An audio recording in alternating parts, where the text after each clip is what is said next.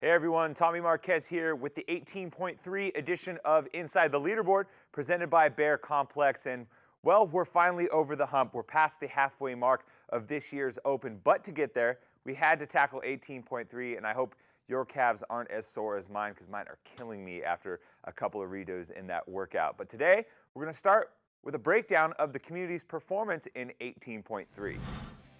If you had to scale this week, do not fret. You're certainly not alone, as nearly 40% of all men and more than half of all women scaled. And you know what? They still got more fit in the process, so that's certainly something to celebrate.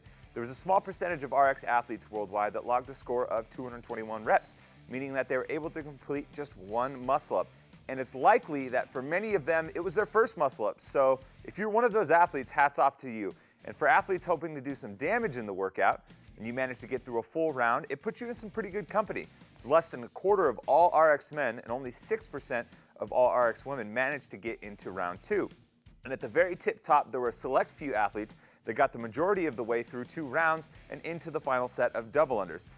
So if you're one of the 83 men or 32 women to do so, well, you're insane and congratulations.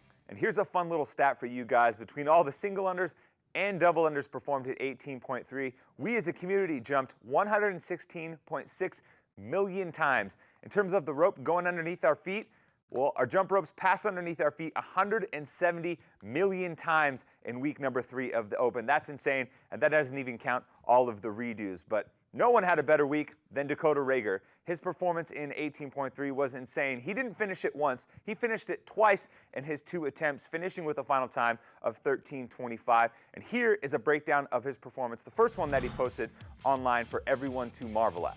The left and right columns are the amount of time, transitions included, that it took him to complete each movement of the workout in round 1 compared to round 2. And for the double unders, we compared his average time spent on each set of 100 in each round as well. Check out the time spent on the dumbbell snatch and the bar muscle-ups in round 2, because these were the key movements where he picked up some time.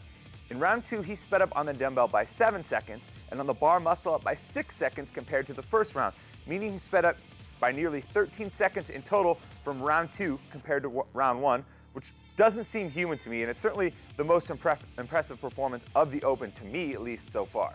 The last thing we got for you guys today is an updated Bubble Watch graphic that includes the Games athletes from last year that are on the bubble in terms of making regionals for this season. We've updated this week to include a needs column to show what placing each athlete needs on average for the next 2 weeks if they want to make it up into a qualifying spot for regionals in their respective regions. For Danny Horan, Casey Campbell, Easy, and Cody Mooney, the task in front of them seems pretty reasonable in terms of average placing needs, but for the man we just talked about, Dakota Rager, he's going to need some help. You see there a first place in terms of the needs column for him. He's already outside the projected cut line in terms of points for the Central East. So he's going to need to basically keep the win streak rolling for the next 2 weeks and hope that some of the athletes ahead of him falter. But I did some digging, and there is still hope for Dakota Rager in terms of making it to regionals. The last time we had 6 scored events in the Open, that was 2015. And the last athlete invited to the Central Regional that year from the Central East, that's Saxon Panchik, had over 400 points when the Open was all said and done.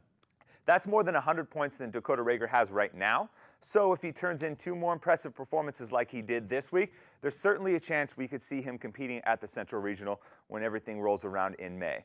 That's going to do it for this edition of Inside the Leaderboard presented by Bear Complex. If you haven't already, go download the CrossFit Games app. If you have an iPhone, you can get it at the App Store. If you have an Android, you can get it at Google Play. What are you waiting for? You can check the leaderboard, you can submit your score, and you can use the Follow an Athlete feature where you can pick an athlete on the leaderboard and stay up to date on everything that they're doing for this year's Open. Also, we have the 18.4 live announcement coming to you guys from Goodyear, Arizona at CrossFit Fury. 2 athletes who are right next to each other on the leaderboard, Scott Panchik and Bjorgvin Carl Gudmundsson, will be thrown down in front of the world as we learn what the next test in this year's Open. You can catch that as well as any more coverage and our live stream at games.crossfit.com.